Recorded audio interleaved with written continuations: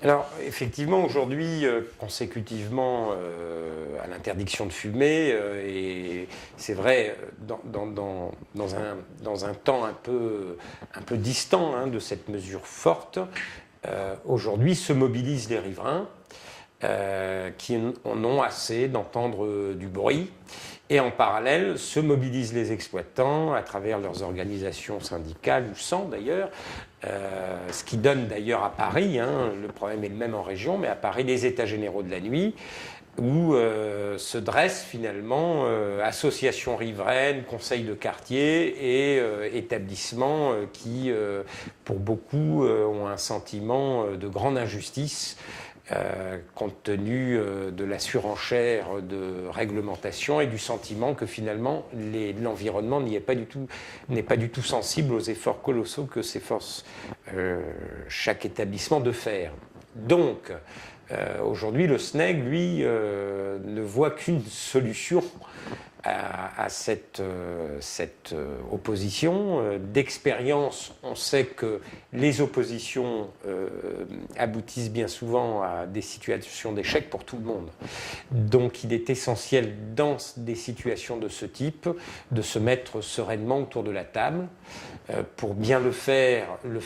sous l'impulsion et je dirais le contrôle des autorités publiques, autorités municipales, autorités préfectorales, autorités de police de quartier, pour pointer autour de la table, lister. Alors, il existe plein de possibilités, la mise en place de chartes de la vie nocturne, par exemple, qui se sont déjà implantées en région pour un certain nombre, et bien essayer d'utiliser ces mêmes grands principes de règlement amiable à Paris.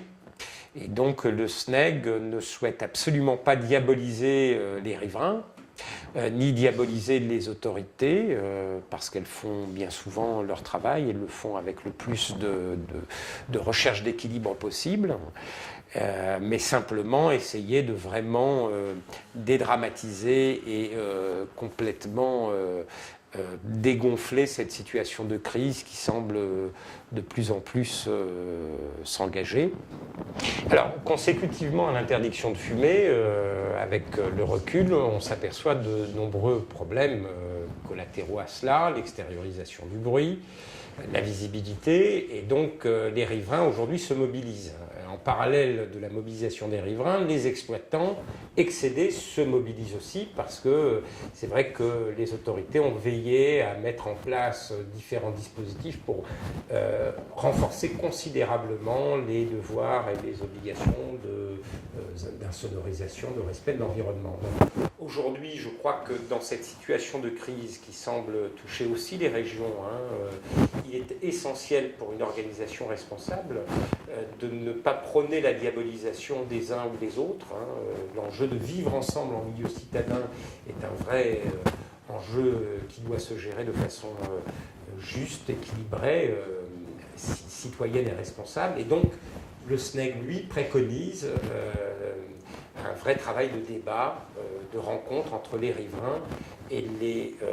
les exploitants, de sorte à pointer, à trouver des solutions ensemble, où chacun devra faire des efforts, bien évidemment, dans le but d'éviter toute querelle qui serait un échec pour tout le monde. Alors, les axes stratégiques en termes de prévention pour le SNEG, très éclairés par les deux dernières grandes enquêtes menées par notre propre structure, donc Baromètre Gay et puis Inédite Préva-Gay. Les actions, bien évidemment, ce sera toujours et encore mobiliser les exploitants autour de la charte de responsabilité. Le deuxième axe important, c'est d'investir de façon beaucoup plus active encore les lieux de convivialité, de sorte à ce que les préservatifs reviennent sur les bars, reviennent dans tous les lieux qui ne sont pas des lieux dont l'objet principal est la rencontre, et notamment la rencontre sexuelle. Et puis bien évidemment adapter nos politiques à l'actualité et à l'évolution des mœurs, donc Internet. Internet qui de plus en plus capte de public, notamment de public jeune, et mettre tout en œuvre pour que le SNEG proroge sa politique d'investigation sur le net, et notamment avec sa ligne d'écoute, pour permettre à tout internaute de trouver un vivier de réponses à toutes les questions autour de la prévention. Et puis en quatrième axe, quelque chose d'assez révolutionnaire selon les préconisations dans le cadre de la santé publique. Le SNEG s'apprête à investir les lieux échangistes, puisqu'on sait qu'il y a une grande transversalité dans les publics identitaires et les publics de ce type de lieux. Donc, dans un premier temps, nous faisons une évaluation des besoins, une étude extrêmement experte par rapport à ces besoins spécifiques du monde échangiste, et puis très vite nous investirons ces lieux forts de l'expérience des politiques de prévention du SNEG. Sur ces derniers mots, je tiens à vous remercier de votre attention et vous donne rendez-vous prochainement pour continuer à vous informer de toute l'actualité du SNEG.